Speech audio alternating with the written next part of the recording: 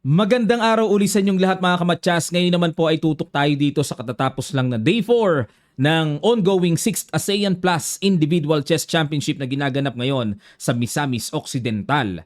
Na kung saan dito po sa round number 6 nakaharap ng ating pambatong si IM Jan Emmanuel Garcia, ang dayuhang pambato naman mula sa Mongolia, IM Amilal Moon Kadalay. Ayan, talagang malakas po yan at naghahangad din na maging Grandmaster. At maki-update tayo sa Women's Division mula naman sa laro ng ating pambatong si WFM Ruele Canino. Ayan, na matindi po yung nakalaban niya. Dayo din. Okay, so bago po tayo magsimula mga kamatsas, ay magbasa-basa tayo ng news kaunti, no? Dito sa Internet Chess Club, ang write-up po dito ay Chronology of Computer Chess. Ayan, nandito po pala nakalahad yung mga history na nangyari, paano na-develop ang computer chess. O, basa lang po kayo dito ha. Yan po ay nasa news section ng Internet Chess Club. Kaya marami kayong matututunan sa ICC, lalo na sa mga kaalaman na ano ba yung nangyari noon, paano na-develop ang software ng chess.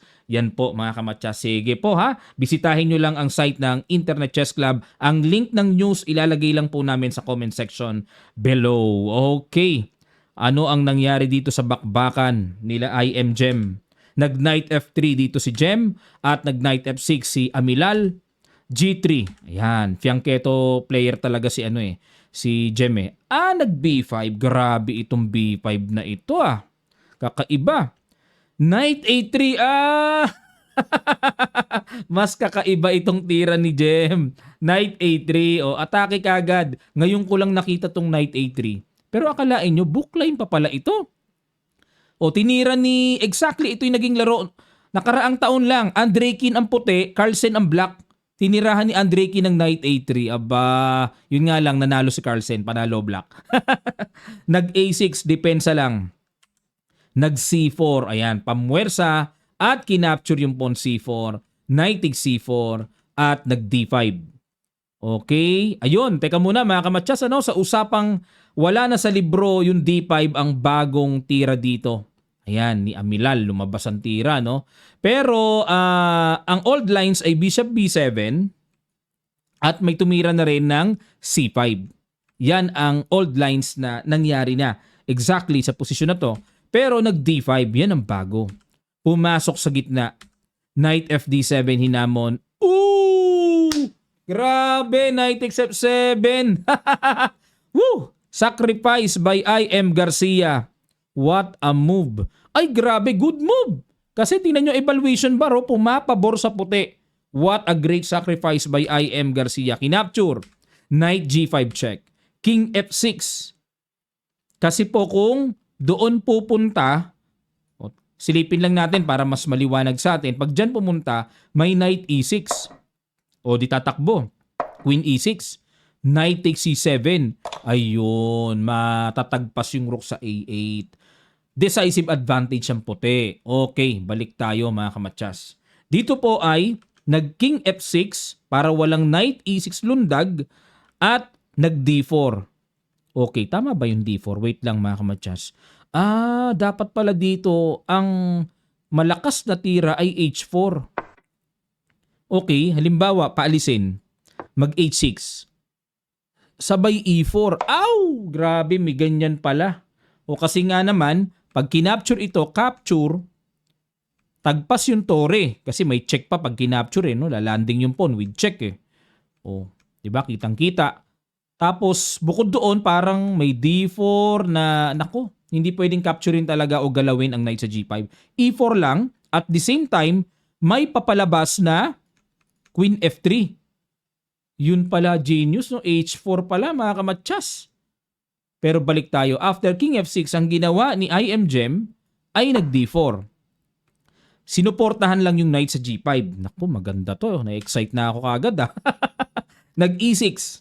Ayan, hindi ko pa kasi totally nakita yung buo. No? Ngayon pa lang din po, katulad nyo, nanonood lang din. Kumbaga, kung mag-analyze ako on the spot.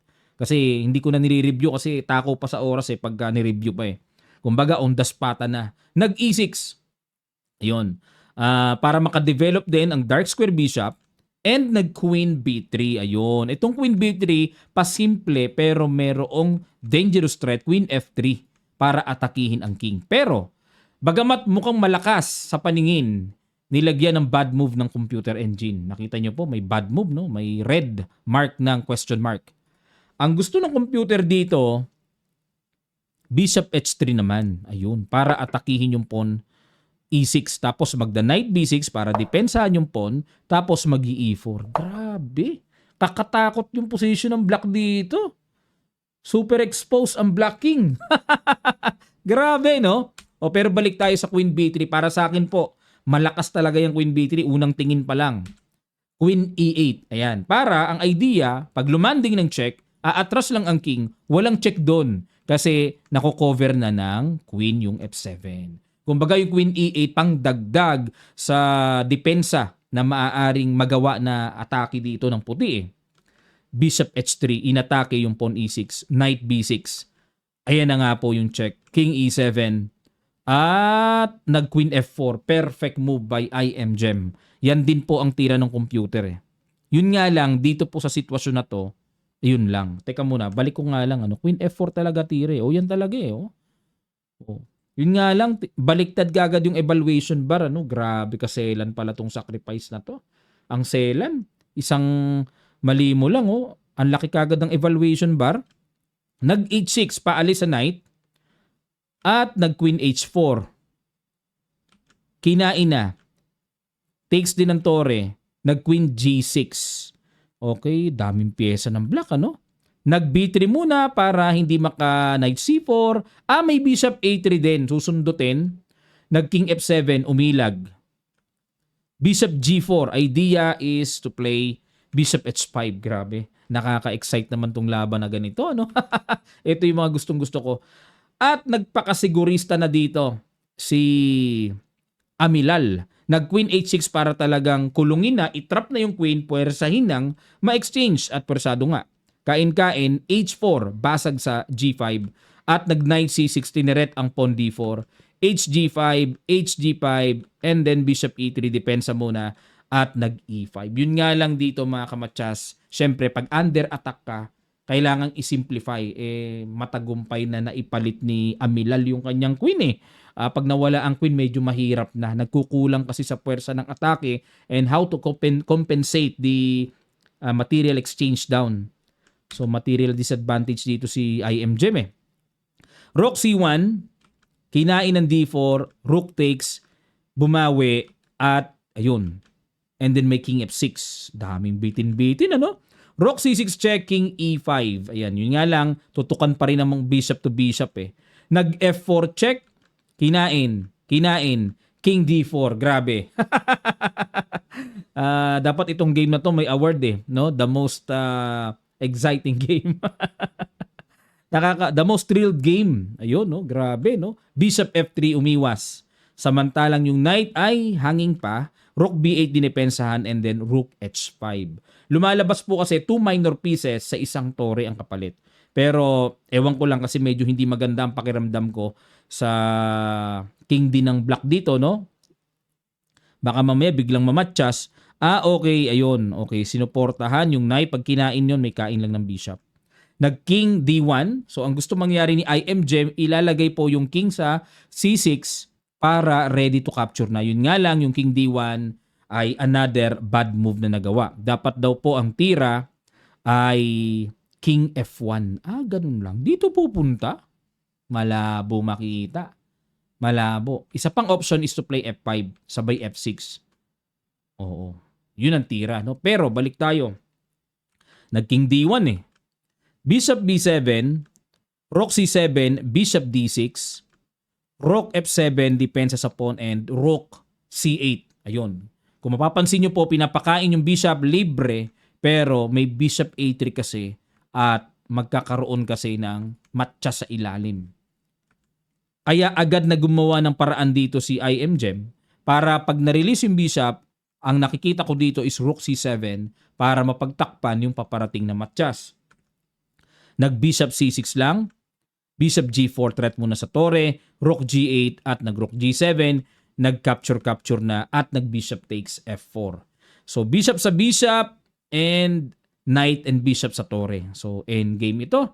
Nag-king c5 depensa and nag-bishop f5, a5, a3, bishop d7. Obligadong itaboy yung bishop. Otherwise, may paparating po na b4 check at malalagay sa alanganin yung bishop doon. Nag-rook f6 at nag-bishop c7, bishop d3, d4, rook f5 check, knight d5 harang, king c2 at nag-king d6. Rook f8, bishop d7, rook f7, bishop e6, rook f8, at nag-king e5. Ayan, so marami po silang mga paikot-ikot. Pero definitely, syempre, ang naghahabol ng panalo dito, black. Kumbaga kay James, syempre, kung madraw, okay na to. Kasi wala eh. 2 minor pieces eh. Ayun, tumira po ng b4 kasi tinirect yung pawn a3. Kasi pagka nag-a4 kasi magda-knight b4 check. Yun. Kaya naobliga si IM Gem na iganyan na lang. Kain at nag-A4 na lang, knight C7, tineret ang torre, iwas, at nag-B3 check. Yun nga lang, nabuhay yung pass pawn. King B2, bishop B4, idea is to play bishop C3, nag-A5, another pa kain, check muna, gumanon, and then nag-King D6. Ano idea ng King D6 dito? Rook H6 pin, kinain na yung pawn. At nag-bishop C4, gumanon, kain lang yung pawn sa B3 and nag-D3. Yun lang mga kamatsas. Grabe, hanggang dulo lagi ang sipa nito ni IM Amilal ng Mongolia. Bishop D1. Yan, di kasi pwedeng capturein to mga kamatsas, pupush eh. Kaya nag-bishop D1 lang. D2, yun nga lang. Grabe, napakasementado na ng paspo na yan. King C2, bishop G7, rook G6 lang, bishop D4, king D3, bishop C5 at nag-king E4, knight D5, yun lang. May spot ng papunta sa C3, nag-bishop B3, check, gumanon, and then queen. Yun lang. Kinapture ang bishop, king D7, bishop takes, and then bishop B3 check, king E5. Na dito maliwanag, one piece up ang IM ng Mongolia. Okay, pero di pa rin sumusuko yung ating pambato. Naghahanap pa rin siya ng chances na madraw hanggat maaari. Ayun. Okay, so tatabihan talaga yan. Ang dapat magawa ng black is makuha yung pawn e2. Ayun, yun lang. Yun lang. Okay, ba? Templado pa rin, no? Sakto pa rin yung mga depensahan ni IM Gem, oh. Gumanon, yun lang. Yun lang.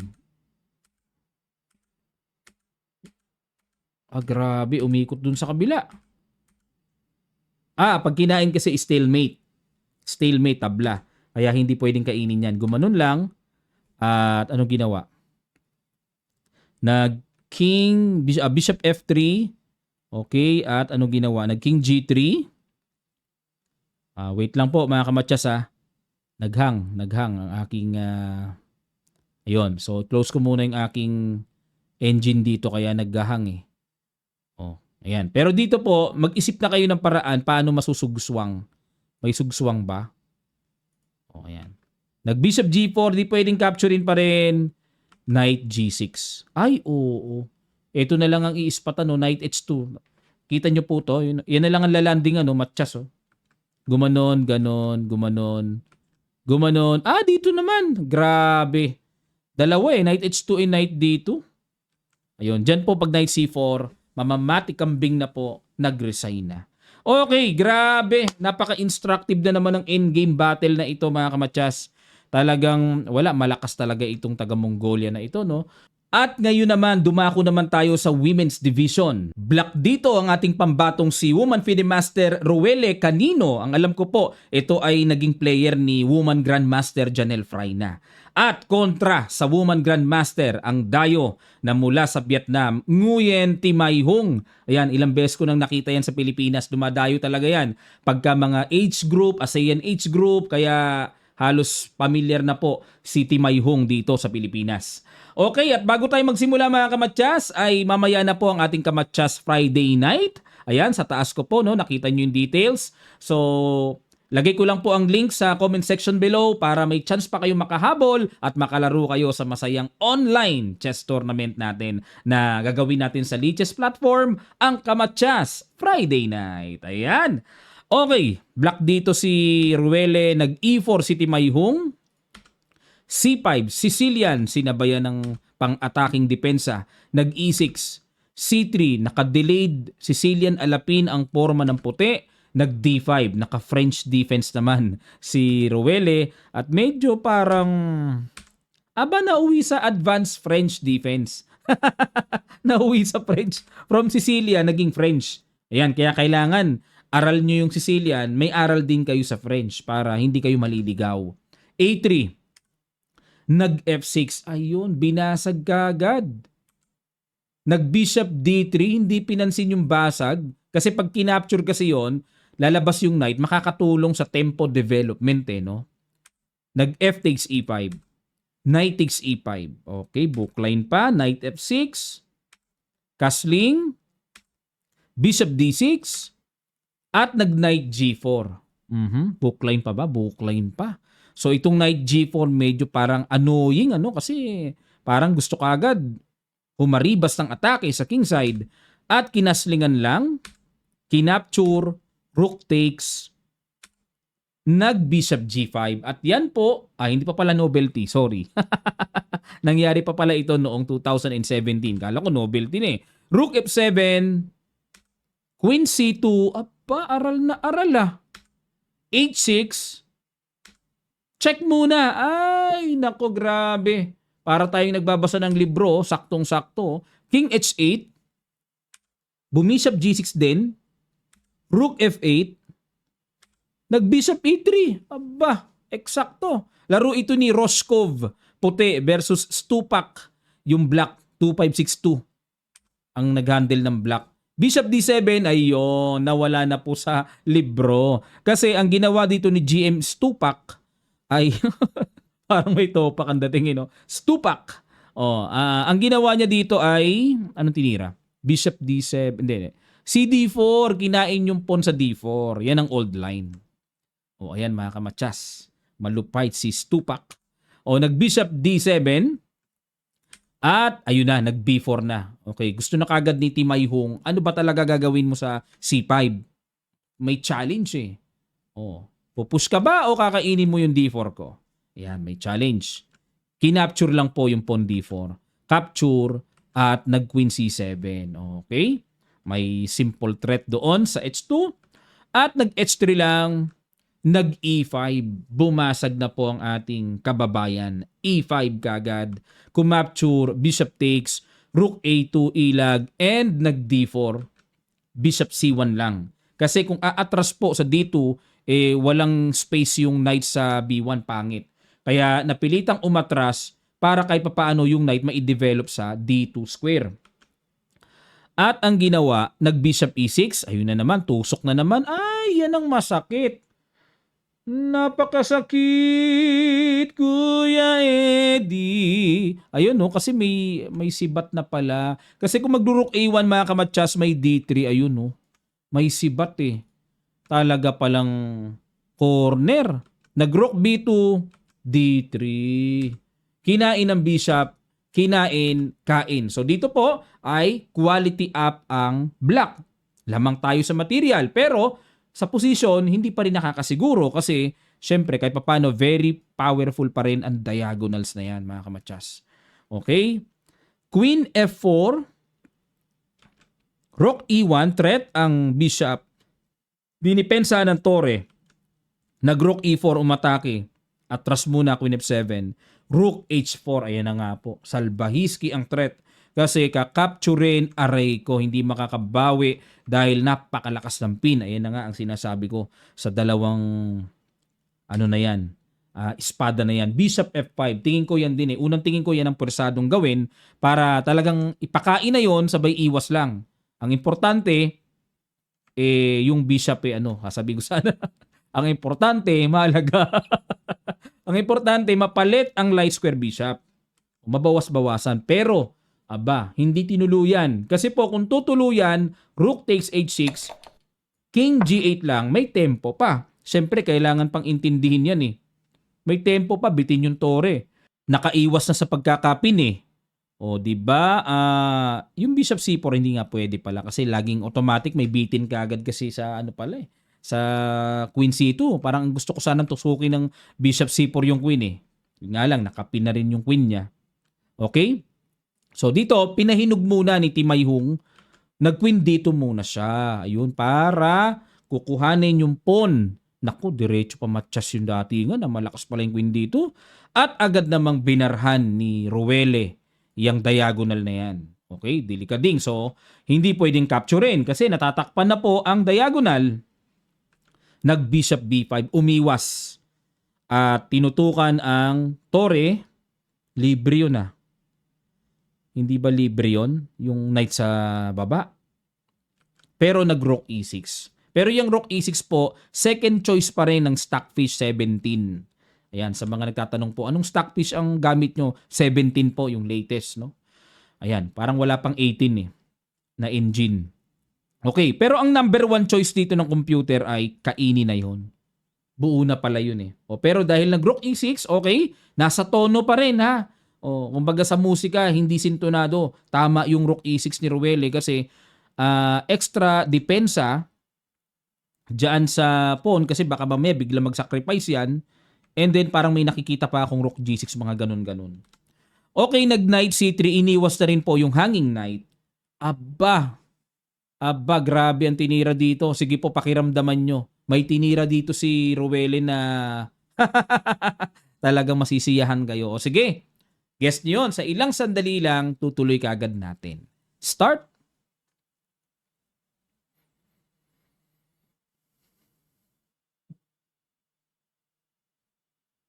Maraming salamat po mga kamatsas. Boom! Bishop D3, may ganun na pala. Bad move nga lang. Bad move pala. Ang ganda kasing tignan eh. Alam niyo naman, yan ang mga hilig natin, mga kamatsas, ano? Pero bad move. Ang accurate dito ay Queen E7. Yun, threat lang ang Torre. May nakakita kaya sa inyo, mga kamatsas. At Queen F6. Naku po. Basta importante ma-threat pala yung Torre. Grabe, no? Ang saya nitong Bishop D3, bagamat bad move. Pero ito yung tinatawag na simple pero rock, mga kamatsas. So, ganda eh. Sacrifice eh. Nag-Knight E4. Aba. Teka muna mga kamatsas, no, para maging klaro sa atin.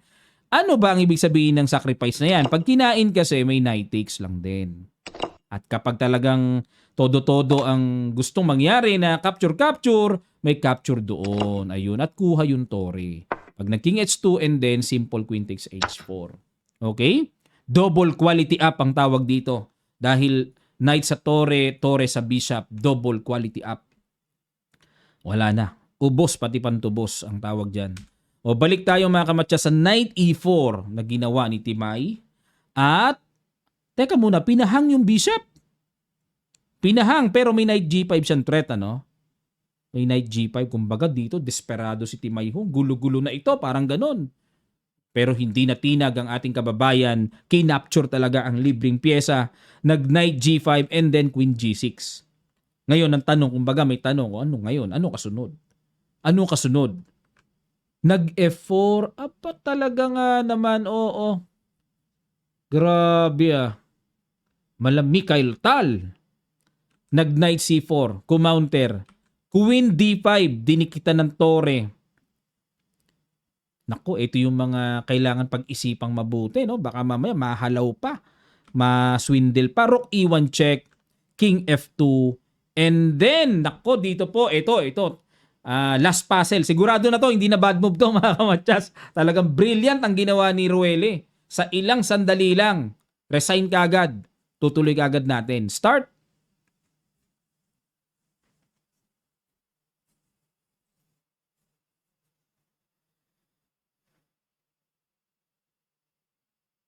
Maraming salamat po mga kamatsas. Gracious itong tira na to.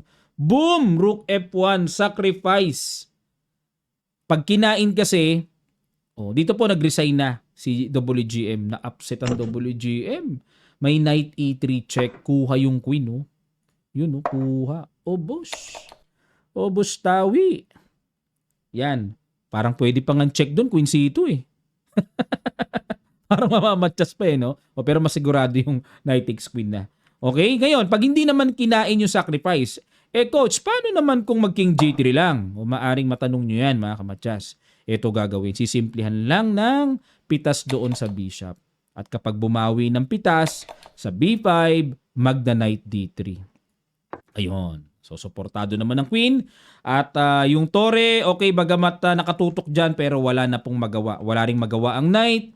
And then, wala. Napapalibutan kita.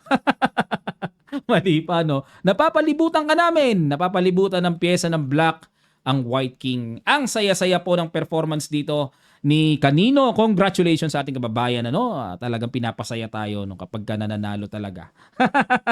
At dahil dyan mga kamatsas, ay atin ang silipin ang standing. O ano na ba nangyari sa standing mga kamatsas?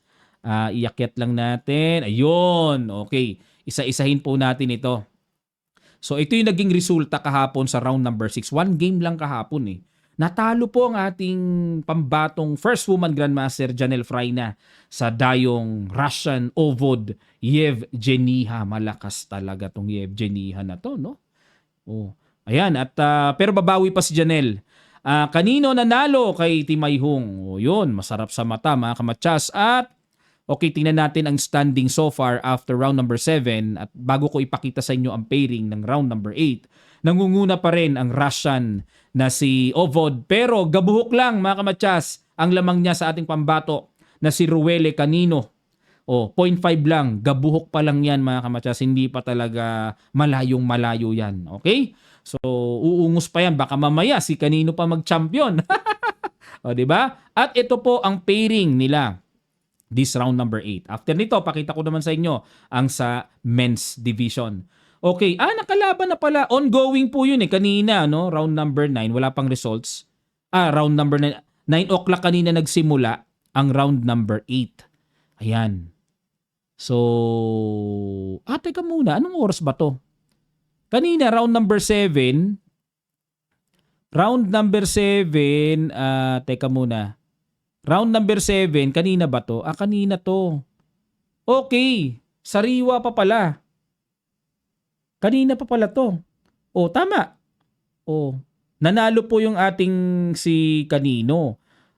Okay, ito yung kaninang umaga. Tapos ito naman yung round number 8. Ayan. So ito naman ngayon yung bakbakan, mga kamatsas. Ngayong hapon. Hindi pa nangyayari to kasi ang oras ay 1500. So ibig sabihin yan ay alas 3. Galing mag-convert. Yan, alas 3 pala, no? So, mamaya pa yan. Grabe. Sana manalo ating pambato na si Ruele Caninova. Naging Russian.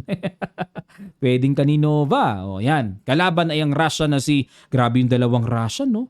3 pala, nasa taas. Naglaban na nga yung sa board 2, parehong Russian, no? Janelle, ang kalaban ay yung medyo dugu-dugu pa na psychologically down na si Nguyen Timayhung na tinalo ni Kanino. Sa bagay si Janelle galing din sa talo pero sana no manalo dito si Janelle para iba po yung may kasama si Ruele sa taas. Iba yon, may katulong na naninibak sa taas. Okay. So si Jamaica Yap, board number 8, ayun kalaban po ay si Magpili Francois Marie. Ayun. Okay. Sige po, dito tayo, lipat tayo ngayon sa Open Division. Ano nangyari kanina sa round number 7? Round number 7, kaninang umaga.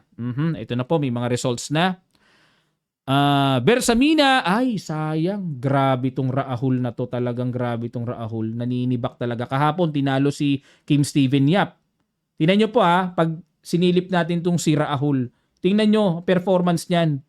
Lahat ng Pinoy, pinagpipisak Tinalo si Yap, tinalo si Bersamina, Arca, Alikain, grabe. 0 pa tayo, di pa tayo makalusot dito kay Raahul. Grabe palang Raahul to, malakas Grabe, di tayo makalusot Ayan, and Bacoho, ang makakalaban ay si... teka muna, nasa round number 7 pa lang tayo. Sorry po, mga kamatsas. Tiyagain muna natin to, no?